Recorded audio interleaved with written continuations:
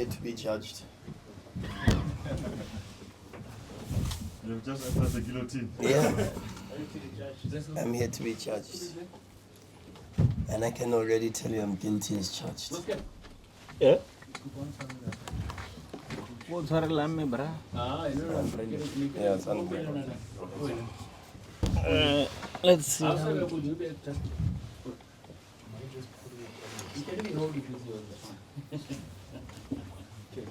If we can get ready, please. Good evening once again, colleagues. Joined by the head coach of Mamelodi Sundowns.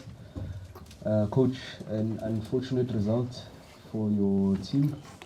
If you could just sum up tonight's performance, please, for us. Yeah. Thanks, T. Good evening to members of the media. I think it's only proper to start by congratulating Esperance, beating us over 2 legs and on both 1-0 score lines.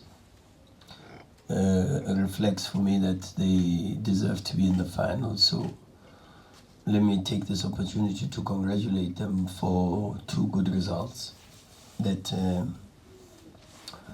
put them in the final of the Champions League, and I can only wish them well moving forward against Al Ahly. It's a difficult feeling.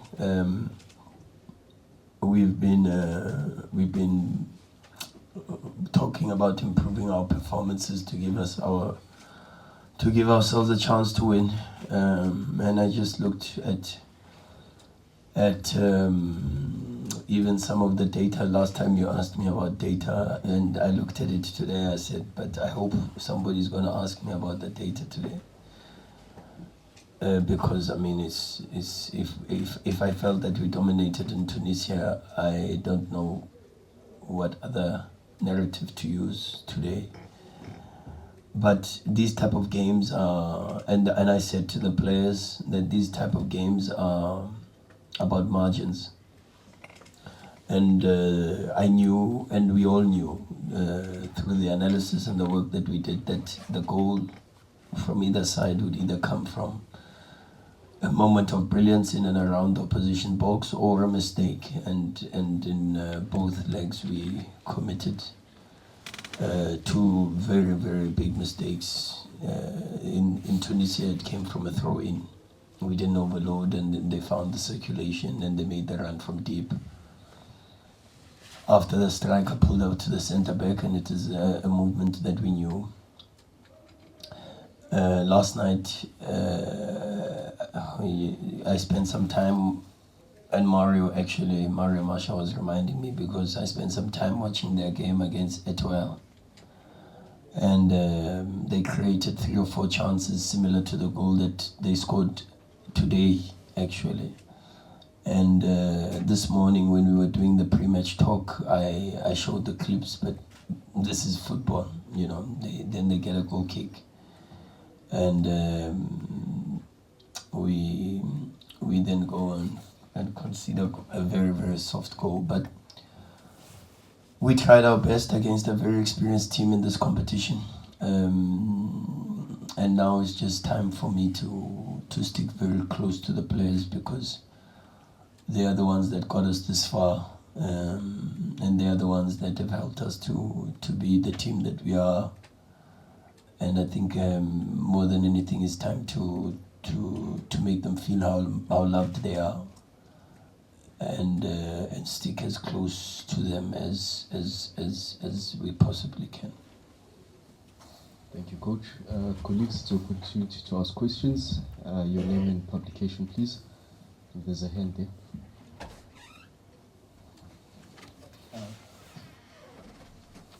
Good morning, Coach. Good morning, sir.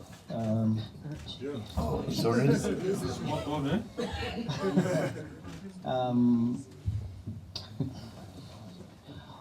I mean, in a situation of Mother Nature, it's one, of course, that we can't predict. But in a game where you have that momentum and you are going, how much, especially today's part, played in sort of dampening that run that you had, and how do you sort of click the switch back on, or how did you sort of click the switch back on for a play especially to the players, especially in a match like this with high rank? Yeah, the most important thing when you play against the North Africans is ball in playtime. And when it's a 45-minute half, you've got a bit more of an extensive ball in playtime, or greater chance to have a more extensive ball in playtime. And then you consider also altitude, because that was something that we knew was in our favor. And altitude is not heat. Many people make the difference between, of course, I think maybe even playing at 3 o'clock would have made a significant difference, and even if it was 1% difference. But we had a lot of things going against us, and that's life, that's football. But now we've got to pick ourselves up. We've got to pick the players up. I'm humbled that the chairman of the club has already addressed the players and tried to pick them up in the change room, because it's a down-spirited change room. You know, the players feel like they gave it their all, and rightfully so, because I thought they were amazing today. I think they ran more, they tried more, they put a lot of volume in and around the box. They created more chances, and you could feel that as it was going, even especially with Mudiba's chance that hit the crossbar and then comes back to rebound to Lodge, you then have a feeling that you could play for even another 90 minutes and you probably won't score. Not only because of the maybe sometimes the decision making inside the box and all these things, but also because of the excellence of the keeper. But we did our work. We knew that there are spaces, especially when you play a 4-3-3 like that with 1 6 and 2 8s, and you want to defend in a low block. There are spaces that you can't defend, and I think we exposed those areas very, very well. But we were just not ruthless enough in taking our chances from those areas, and those areas could be maybe from the fullbacks, and you saw how we had possibilities with Divine. Maybe it is in front of the defensive midfielder or on his pockets, and you saw how many balls fell to Marcelo, how many balls fell to Lucas, how many balls fell to Obas.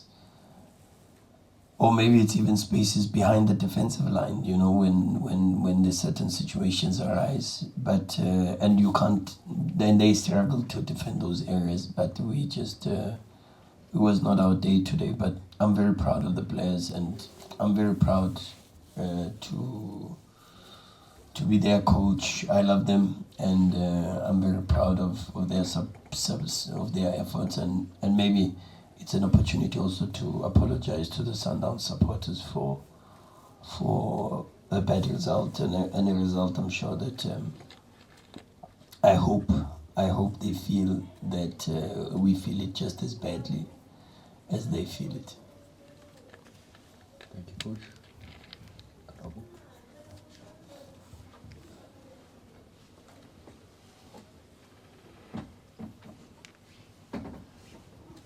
Good evening, Coach. Good evening, sir. Unlucky on the result. Thank you. I think obviously, there will be a post-mortem of this football match. Yeah. You look at your bench, it looks like it was also very strong. I mean, a man that really likes to dance and glance in these type of situations, Tambazwani. Is there any particular reason why you start on the bench, Tembingo Siloj? There's been a flashes of him over the last couple of weeks. Is there any particular reason why you started both of them on the bench, or you just tactical? And did you speak to them in regards to making that decision? Oh yes, I speak. One of the most important things about what I've learned from some of the many or maybe little discussions and things that I read is how important communication is, and I speak to the players a lot. So I did speak to Lodge, I spoke to Mshishi, but I also spoke to Bongani Zungu because he also has just come back. I speak to Tashrik because Tash played well and scored a goal last game, but he's been struggling with a stomach bug. I spoke to Tapelo Moreno, who I thought even when he came on was very good today. He was good in the last game as well. Modiba also has been playing well for us, so I had to speak to him. But I speak to them. I talk as much as I possibly can. I explain the reasons why. They don't always have to agree with the reasons, but they know that they've got to respect the reasons because I'm the coach and I have to make the decisions. And sometimes I'm right and sometimes I'm wrong. And unfortunately, in this game of football, it's the result that determines whether you are right or wrong. And in this moment, because we lost and we are out of the Champions League, well, I was wrong. And I put up my hand and I say I was wrong, and therefore I take full responsibility for it. And it's something that I have to shoulder as the leader. I can't hide, no chance. And of course, face the scrutiny, the negative reactions that will come after, and that's only normal because of the nature of this business. So, yeah, that's just that. Good morning, Coach. Good morning, sir. Coach, I mean, obviously, I'm not privy to, knowing how you feel deep inside, but I just want to take you back to 11 months ago. We were here, and after we did, and at that particular time, you looked very, very distraught, and but now you cut a little bit of a different demeanor. I think though it's profound disappointment, but you are handling it very well in terms of the way you look. You don't look like that time. Is it maturity, experience, and also, also I want to ask that, do you still have that drive of saying I want to go back and, ultimately we'll get it right? Well, I've made a promise to the Sundowns fans that we will win it, and I am a man of integrity.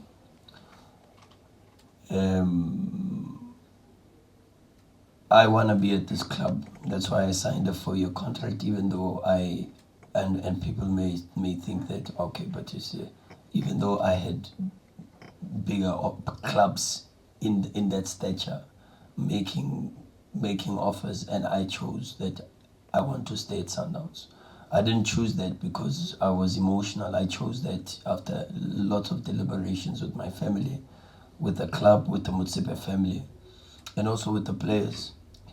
And so my intentions are to be here and to try to do my best every single day to deliver the Champions League trophy. But of course, football is a game that is business and result orientated, and I don't make those decisions about which coach stays or which coach goes. But while I'm here, the club will know that I will give 150%, and if 150% is not good enough like today, I will give 200% the next time. Is it experience or is it maturity? I don't know what it is. But I also have an understanding that this game of football can be very cruel. I've experienced it before. I've been through a lot of failures in my life. That's why I appreciate success, no matter how small it may be, because I know I'm not guaranteed to succeed because I've failed so many times. And this is also one of those failures, but it's a failure that I'm prepared to take. And one of the things that I think South African football forgets, which sometimes South African football remembers only when it suits them, is that I'm only 37 years old and that I am only on my first year as the head coach of Mamelodi Sundowns. But I've been here as a co-coach now for 3 years. And if you count those 3 years as a co-head coach, we've won how many league titles? We've won the Nedbank Cup. We've won the MTN 8. We've won a Continental trophy. And so when I look at my tenure in my return to Sundowns, I myself feel very proud and privileged that I could contribute to this football club. But as I said, it's part of the process, and I'm here to serve. Like many of us in the technical team, we do everything that we can to try to help the club. But at the end, for sure, there needs to be a leader, and the leader is in front in bad moments especially. And he can take the back seat in the good moments, but in the bad moments I've got to be in front, and I've got to take responsibility and shoulder the blame for the Champions League exit. Coach, Lindsay from Sure, Africa. Lawrence. I hate to be the person that compares Europe to Africa and everything, but you well versed. You watch a lot of European football. There's been many times where world-class coaches lose their job because of this Champions League. And you're cognizant of that. Does that cross your mind that potentially, because this is the ultimate objective of the club, that could be possible? And silver lining, in the Club World Cup, that probably changes the landscape of Mamelodi Sundowns because of what that means for the 4 African sides that go there. Does losing my job cross my mind? Yes. It crosses my mind every day. Every day. I have to prove myself worthy to be the coach of Mamelodi Sundowns every single day. But in responding to your question, I can say to you 2 things. One is, I feel the support of the players. I feel the support of the family that runs this football club. I feel the support of senior management. And that's important. I feel the support of the staunch Sundowns fans who realize where this club is as compared to where this club used to be, and the difficulties that they have gone through with this club, and how much it means to them to continue to win and to be respected on the African continent, whereas in the past many teams would come here and would think, oh, it's easy to play against Sundowns. I remember Sundowns losing 5-0 in a knockout stage of the Champions League. And gone are those days. Teams don't play against Sundowns, whether home or away, and play open.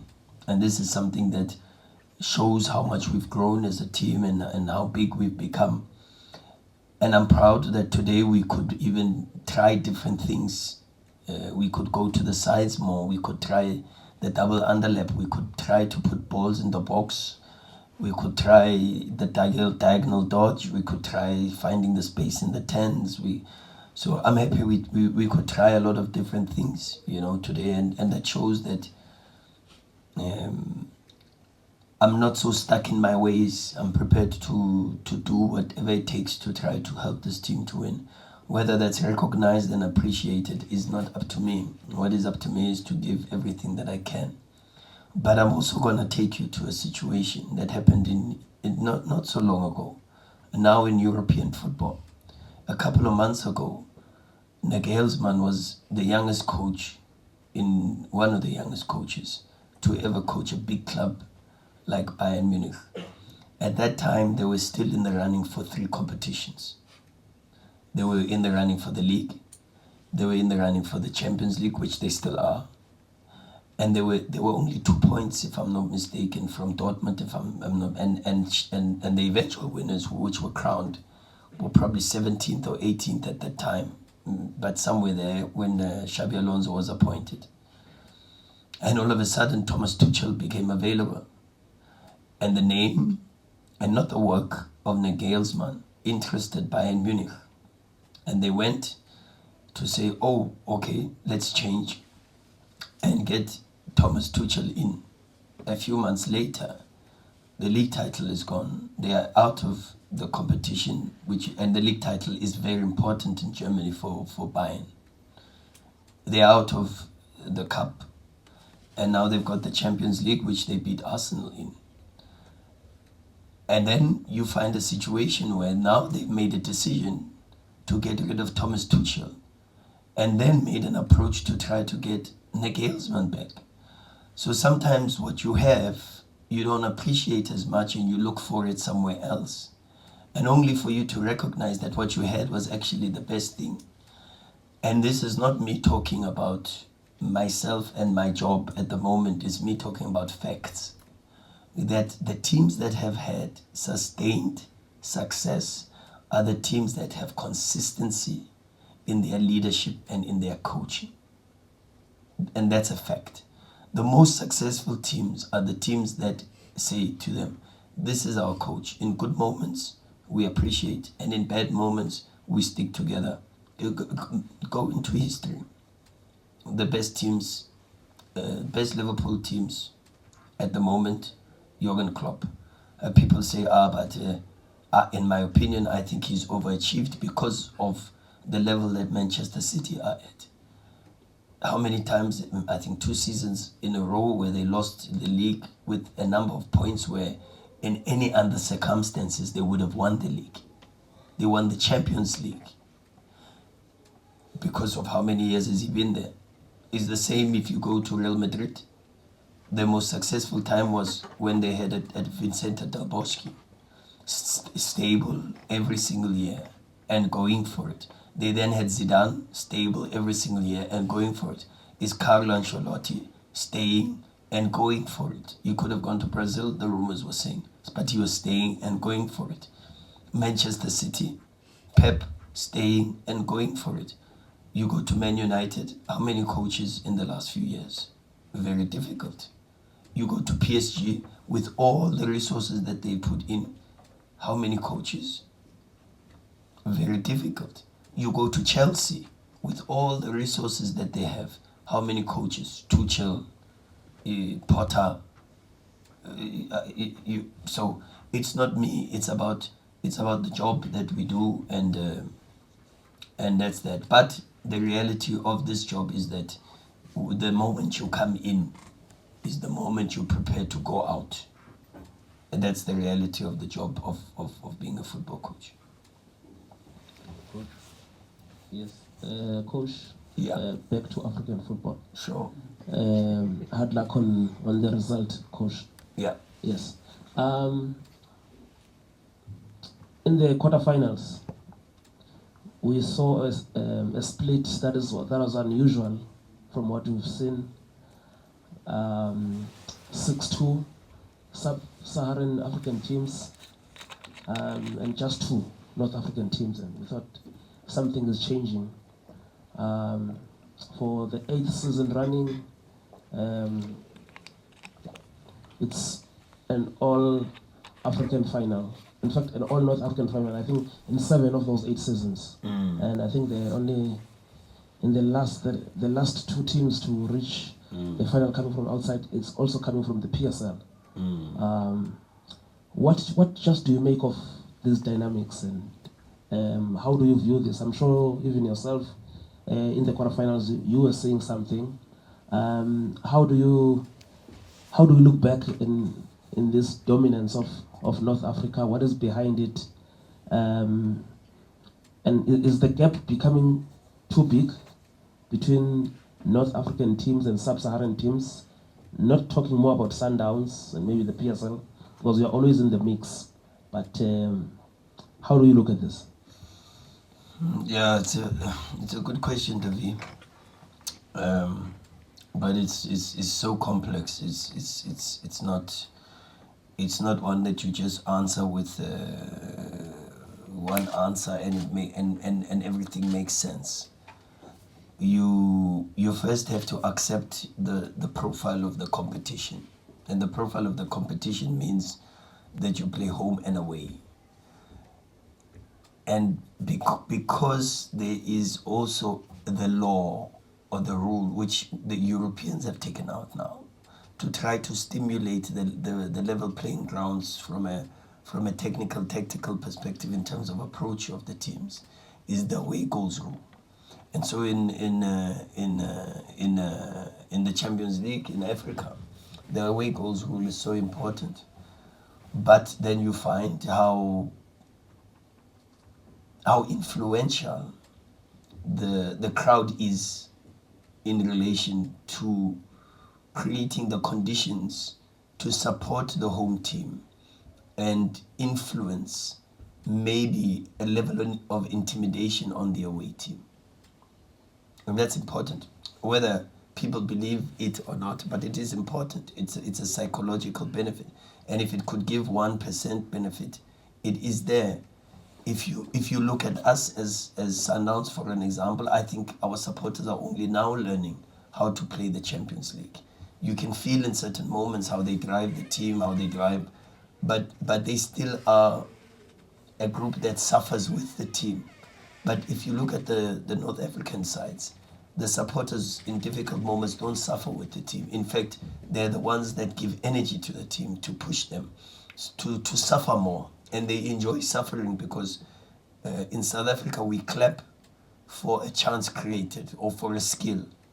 In North Africa, they clap for a block, for a tackle, for a player that's on the ground bleeding. They clap and they so that type of mentality is one that players feel we can do more of this because this is what makes our people happy. The other thing is the distances in flying. So if you've got more teams qualifying from North Africa, it means you are traveling from sub-Sahara or southern point of Africa to the northern point of Africa. And then it's a little bit less complex if you've got a lot more North African teams where if you are in the group stages, for an example, and that accumulation of fatigue in your travel eventually catches up with you in the semi-finals and in the finals. Because in the group, you might have, out of 4 teams, you might have 2 teams from North Africa. That means that you don't have in your group, for our group, for an example, who did we have? We had Mazembe. That's a bit of a stretch to travel. We had Pyramids. That's a bit of a stretch to travel. But I'm talking about these things because these are things that, unlike Europe, for an example, to go from Germany to London is probably 2 hours, maybe 2.5 hours, maybe, or sometimes even less, depending on the mode of transport. That is affected with the fact that sometimes even our schedule and our calendar doesn't go together.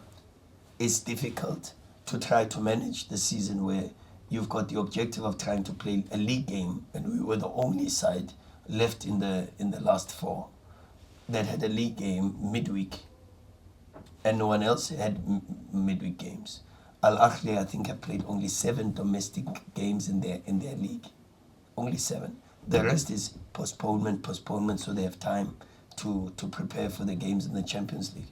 There are so many dynamics, and then you've got experience of not just playing for your club in these type of games and games of consequence, but also playing for your national team, and your national team doing well and getting into the semi-finals and the finals with the players that are coming from Mamelodi Sundowns and or from Al Ahly, for an example. But if I look at the tide, I can only go to AFCON. First, I go to AFCON and I say in the last 4, we had South Africa, we had Ivory Coast, we had Nigeria, and I think we had Congo. We had no North African side. I look at the Champions League and I say in the Champions League we had 2 North African sides. We had a team from Congo and we had a team from South Africa. Now, there's, in the 2 big competitions on the continent, there's a South African and there's a Congolese. So if you ask me whether or not the gap is closing or widening, I would say based on the results and what I see in the immediate, is that there is possibilities that we are closing the gap, but it is a big gap because there's football heritage. There's years and years and years of doing this thing. And the more you do something, it's like life.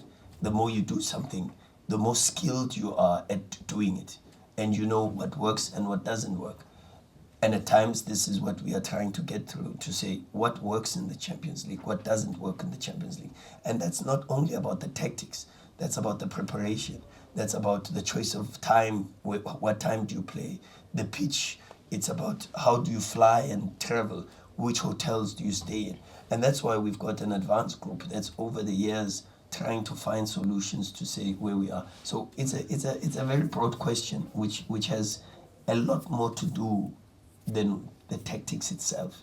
Where a lot of people will talk about the tactics and the dark arts and sitting back and that. I don't want, unfortunately, I am the type of human being that grew up in a family where my family produced a Jomo Sono and my family produced a KK Sono, for an example. So that's how I feel football. I feel football from an offensive sense.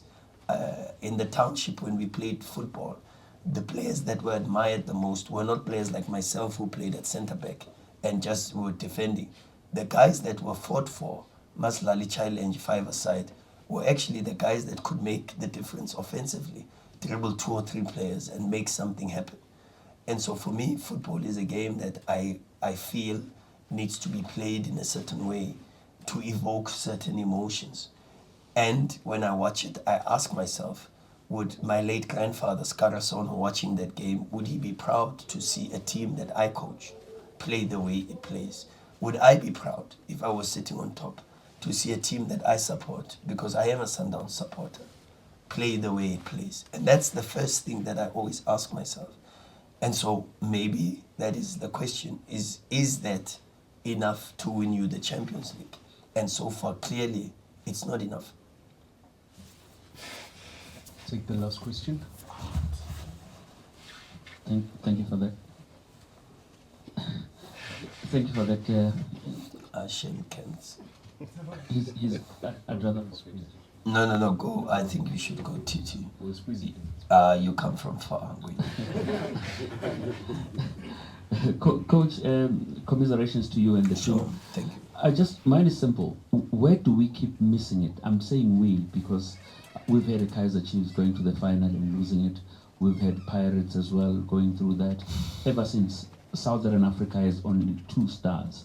I mean, even for Sundowns currently, you've come close quite a few times. And where do we keep losing it as the Southern Hemisphere?